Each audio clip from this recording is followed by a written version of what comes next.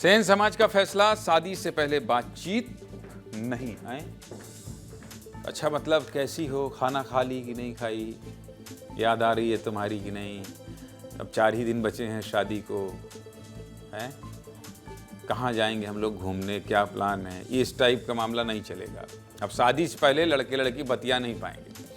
शादी ब्याह को लेकर छत्तीसगढ़ के समाज बहुत एक्टिव हो रहे हैं भाई साहब। साहू समाज के बाद सेन समाज ने भी बड़ा फैसला लिया है और शादी के नियमों को लेकर कई बड़े बदलाव किए हैं ताकि समाज में किसी की शादी ना टूटे और रिश्ते लगातार बने रहें। 12 जनवरी को बालोद जिले में सेन समाज की बड़ी बैठक हुई जिसमें समाज के लोग और पदाधिकारी शामिल हुए। इस बैठक में सेन समाज ने कई अनोखे नियम बनाए हैं। चलिए इन नियमों के बारे में आपको विस्तार से बता देता हूँ। आजकल शादी फिक्स होने के बाद लड़के लड़कियां बातचीत शुरू कर देते हैं और कई बार एक दूसरे से मिलते भी हैं, लेकिन सेन समाज ने सगाई के बाद लड़के लड़कियों की मोबाइल पर बातचीत को बैन कर दिया है। समाज के मुताबिक जब तक शादी नहीं हो जाती तब तक दोनों को एक दूसरे से बात नहीं करनी चाहिए।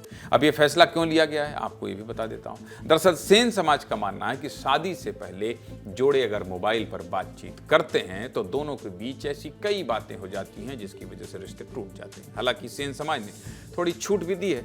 समाज में नियम बनाया गया है कि अगर किसी विशेष स्थिति में लड़के लड़की को बात करने की जरूरत पड़ती है तो अपने मम्मी पापा के सामने ही दोनों मोबाइल पर बातचीत करेंगे, नहीं तो नहीं करेंगे। इसके अलावा दूल्हे के जूते छिपाने की परंपरा भी खत्म कर दी गई क्योंकि समाज का मानना है कि जूता छिपाए जाने के बाद पैसों को लेकर विवाद की स्थिति बन जाती है। फैसले को लेकर क्या कह रहे हैं सेन समाज के लोग, सुनिए।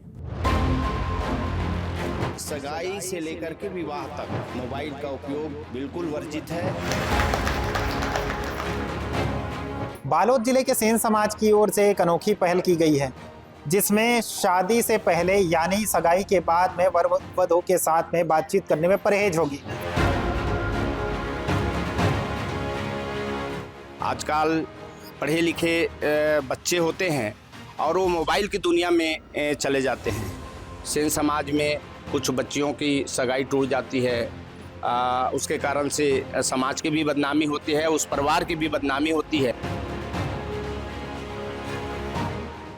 मैं इस निर्णय से संतुष्ट हूँ। सगाई के बाद और शादी से पहले जो भी बातचीत होता है लड़की लड़के के बीच में, उससे किसी लड़की का या लड़के का पास्ट निकल जाता है, उससे आगे शादी में दिक्कत जाता है। हमारे समाज में जो नियम बनाया गया है उससे हम संतुष्ट हैं। से पहले जो भी मतलब बातचीत होता है लड़कियों में, जिससे कुछ पुरानी बातें खुल जाती है, जिससे क्या है सामने या फ्यूचर में कुछ परेशानी हो सकती है। समाज के द्वारा ये जो निर्णय लिया गया है वो बहुत सही है। अभी शादी हो रही है, मैं इस बीच में उस लड़के से बात नहीं की हूँ। अगर बात हुआ भी है तो घर वाले के सामने। मोबाइल से तो बहुत सारी बातें हो जाती जिससे लड़की के मन में भी अनेकों सवाल पैदा होते हैं और लड़कों के में भी। हमारे समाज में ये पहल शुरू की गई है तो ये बहुत अच्छी पहल है। जनरेशन में लड़का लड़की के मतलब सगाई वगैरह शादी वगैरह फिक्स हो जाता है तो उससे मतलब कई रिश्ते जो आते हैं वो टूट भी जाते हैं और ये चीज़ से बहुत सही है। समाज के फैसले से लोग सहमत नजर आ रहे हैं। इन नियमों के अलावा सेन समाज ने कुछ और भी फैसले किए हैं जिनकी खूब चर्चा हो रही है। चलिए इनके बारे में भी आपको बता देता हूं। देखिए, अगर शादी की बात करने लड़के या लड़की पक्ष के लोग एक दूसरे के घर जाते हैं तो उनकी संख्या 15 से ज्यादा नहीं होना चाहिए और उससे ज्यादा लोग जाते हैं तो समाज की तरफ से कार्रवाई की जाएगी। समाज की तरफ से कार्रवाई भी होगी।